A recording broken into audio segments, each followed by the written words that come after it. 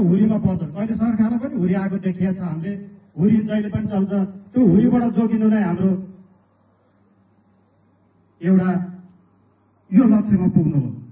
हुरी चलेको बेला हुरीसँग चाहिँ हामी दौड्यौँ उड्यौँ भनेदेखि हामी सिद्ध्यौँ। त्यो हुरीबाट बचाउन तपाईँहरूको माया नै हाम्रो ठुलो सम्पत्ति हो। तपाईँहरूले माया गर्नुभएको छ, त्यही नै हाम्रो सम्पत्ति हो। पोहोर गए साल हामी यहाँ उपस्थित हुन सकेनौँ, हाम्रो अधिवेशन थियो। त्यो अधिवेशनको कारणले हामीले उही तपाईँहरूलाई महाकादुङ खारदेवी गाउँपालिका 6मै कार्यालय परिसरभित्रै हामीले पोहोर अधिवेशन गऱ्यौँ।